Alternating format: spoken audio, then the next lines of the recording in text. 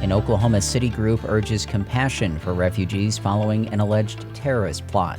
A commissioner vows to reform the state's mental health department. And Oklahoma's border is changing. We'll tell you where coming up on the KGOU AM News Brief for Friday, October 11th. I'm Nick Daniels.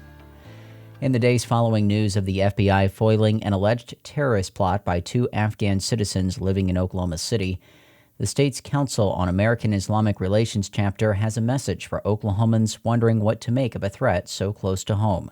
State Capitol reporter Lionel Ramos. Veronica Leisure is the deputy director of the Council on American Islamic Relations and a civil rights attorney. She says she doesn't want Oklahomans to get the wrong idea about Afghan refugees, or any refugees. One or two people's extreme actions, she says, are not representative of any community. Extremist violence is happening, she says, but it's across the social, political, and religious spectrums. If we are not vigilant about it, if we're not watching, understanding what our kids are seeing online, what kind of content they're being exposed to, if we're not having conversations in our own communities about fighting extremism, this becomes the result. The foiled attack was meant for a crowded place on Election Day, court records show, and the perpetrators planned to die as martyrs. Leisure says even so, Oklahomans should not let fear deter them from getting to a ballot box this November. I'm Lionel Ramos.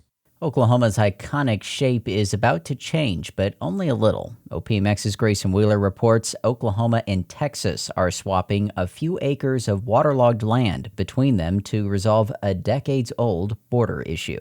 Redrawing the border just a smidge will let millions of Texans maintain reliable access to drinking water from Lake Texoma while keeping compliant with federal wildlife regulations. After an agreement to define a permanent border between the states in 2000, officials used the wrong map to set the boundary. That landed the border smack dab in the middle of an existing pump station on the shore of Lake Texoma. Not a huge deal until zebra mussels were discovered in the lake in 2009. It's illegal under federal law to move invasive species, including zebra mussels, across state lines. But this week, a Red River Boundary Commission worked out a fix. Oklahoma will hand over 1.34 acres of Lake Texoma, including the pump station, in exchange for 1.34 nearby acres of lake. In Oklahoma City, I'm Grayson Wheeler.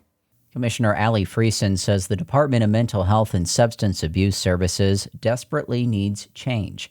OPMX's Sierra Pfeiffer reports on the latest department head's plans announced Thursday. Friesen called a press conference to share her goals for reforming the statewide mental health agency she joined in January. She says she plans to do things differently than the leaders that came before her. From where I stand, our patient care has not been a priority in many, many, many years. Friesen says the department's facilities are in disrepair, including some with substantial sewage damage. She also says that in 6 months, there are more than 1,000 reports of employee injury at the hands of patients, a statistic she calls intolerable. In Oklahoma City, I'm Sierra Pfeiffer. Friesen also addressed reporters' questions about an ongoing spat over a lawsuit settlement the department is currently wrestling with, but she says she is still seeking new representation in Attorney General Gentner Drummond's place.